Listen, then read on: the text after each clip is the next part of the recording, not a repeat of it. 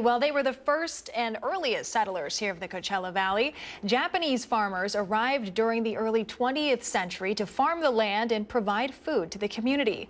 But the group was forced off their land during a very dark chapter in our history. Steve Sumrall explains in this week's edition of Our Desert Past. You say the first generation farmers that came out here in the early 20th century, many of them coming from like the LA County, Orange County, Northern California area, finding opportunities to farm here as well. Keiji Wasugi is referring to some of the earliest settlers of the Coachella Valley, the Japanese American farmers that grew crops and tended the land on the east end of the valley. They have endured working conditions beneath the fierce desert sun. They have endured a financially devastating depression. They farmed side by side with other farming communities out here and created a really strong, intimate bond with them. It's this bond that would ultimately save them during one of the darkest and most shameful chapters of American history. When the Japanese attacked Pearl Harbor, our west coast became a potential combat zone. Living in that zone were more than 100,000 persons of Japanese ancestry, 2/3 of them American citizens, 1/3 aliens. We knew that some among them were potentially dangerous. It was called Executive Order 9066. It was a presidential order which authorized the Secretary of War to prescribe certain areas as military zones, clearing the way for the incarceration of Japanese citizens under the pretense that some of these citizens would pose a potential threat during wartime. President Franklin Delano Roosevelt signed it, and with a stroke of that pen, 120,000 persons of Japanese ancestry were forcibly removed from their homes and incarcerated.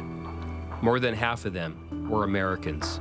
60% were American-born citizens. That's something that people don't realize a lot of times, that 60% of those 120,000 Japanese Americans were American-born citizens, and so without due process. 10 relocation camps were set up across the country.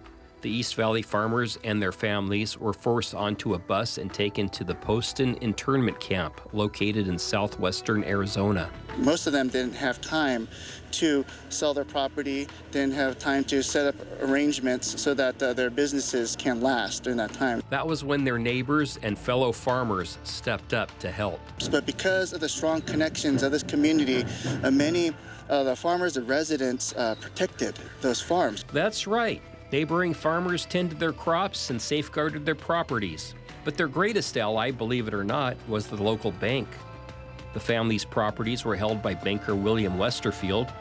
Westerfield considered the Japanese American farmers to be his best clients. Therefore, he protected their assets from federal seizure. Many of the Japanese Americans that were incarcerated lost their businesses, lost their homes, lost their properties, but fortunately here in this valley, many of those businesses and properties were protected during that time. So when the Japanese Americans were let out from the camps in 1945, 1946, they were able to return to their farms here and continue to farm for many years after that. This is the rededication ceremony for the Japanese Memorial Garden at the Coachella Valley History Museum.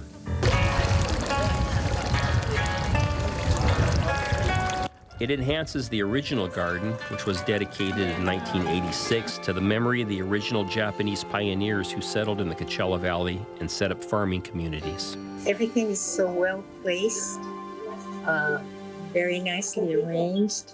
It's a gorgeous, gorgeous place. It's very beautiful, yes. I feel very quiet, very nice. Some family members of those original settlers were invited to participate. A celebration of life and a fond remembrance of our desert past. Steve Sumrall, NBC Palm Springs, News First.